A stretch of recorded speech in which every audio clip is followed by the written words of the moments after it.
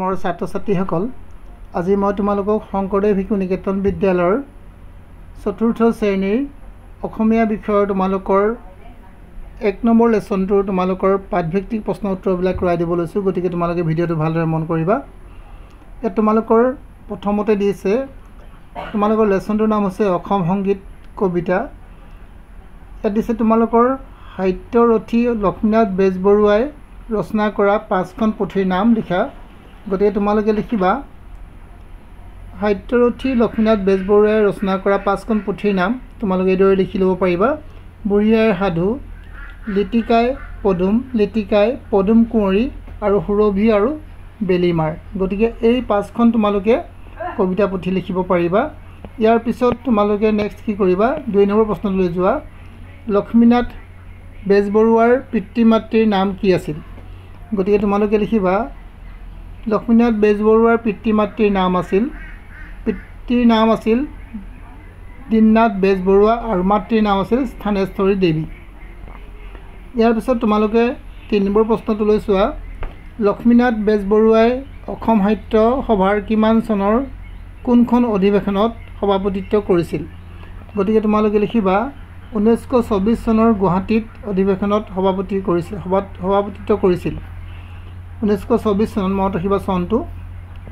ইয়াৰ পিছত তোমালোকৰ দিছে দবা, শংখ, মৃদং আৰু খোল এই বাদ্যসমূহ ক'ত কেতিয়া বজোৱা হয়?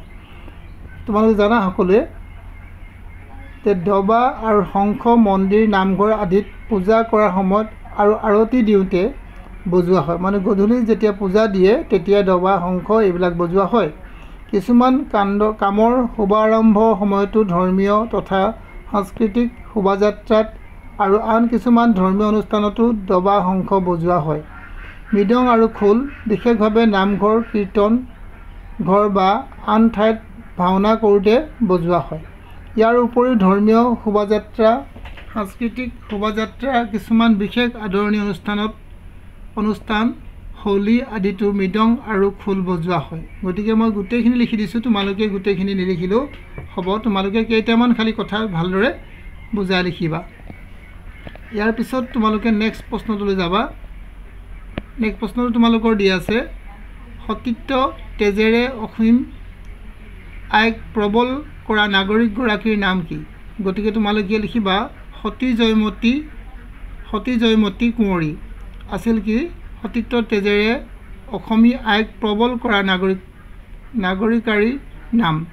ইয়াৰ পিছত তোমালোকে নেক্সট চাবা ৬ নম্বৰ প্ৰশ্ন।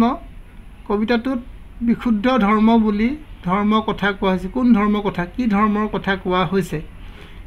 বিশুদ্ধ ধৰ্ম মানে শ্ৰীমন্ত শংকৰদেৱৰ প্ৰচাৰ কৰা এক শৰণ নাম ধৰ্মৰ কথা কোৱা হৈছে। এক শৰণ নাম ধৰ্মৰ কথা কোৱা হৈছে এই বুলি তোমালোকে লিখিব পাৰিবা।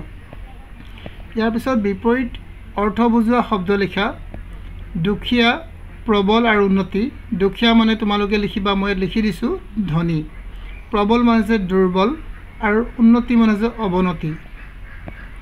ইয়াৰ পিছত লাচিত বৰফুকন কোন আছিল? তোমালোকে এইদৰে লিখিবা লাচিত বৰফুকন অসমৰ সেনাপতি আৰু বৰফুকন আছিল। এই লাচিত বৰফুকনেই অসমৰ আক্ৰমণ কৰা মোগল সৈন্যবাহিনীক শৰাইঘাটৰ যুদ্ধত শোচনীয়ভাৱে পৰাজিত কৰিছিল। গতিকে লাচিত বৰফুকন আহোমৰ এক সেনাপতি আছিল আৰু ই মোগলৰ সৈন্যক শোচনীয়ভাৱে পৰাজিত কৰিছিল। এইদৰে তোমালোকে লিখিব পাৰিবা। বা তোমালোকে লিখিবা লাচিত বৰফুকন এজন আহোমৰ সেনাপতি আছিল। এইদৰেও লিখিব পাৰিবা। গতিকে ইমানখিনি আছিলে তোমালোকৰ প্ৰশ্ন। আৰু যদি তোমালোকে বুজি নাই পোৱা বিশেষকৈ আৰু যদি কিবা জানিবলগীয়া কথা থাকে তেতিয়া তোমালোকে মোক কিতাপখন এবাৰ ফটো মাৰি প্ৰশ্ন উত্তৰ সুধিব পৰা। গতিকে মই তোমালোকৰ উত্তৰবিলাক দিব চেষ্টা কৰিম। আৰু যদি তোমালোকে মোৰ উত্তৰবিলাক পাই তোমালোকে যদি তোমালোকৰ প্ৰয়োজন বুলি ভাবিছা তেতিয়াহ'লে তোমালোকে মোৰ চেনেলটো এবাৰ লাইক কৰিবা, ছাবস্ক্ৰাইব কৰিবা আৰু শ্বেয়াৰ কৰিবা। আজিলৈ মই তোমালোকে ইমানতে এৰিছোঁ। নেক্সট ভিডিঅ'ত আকৌ লগ পাম।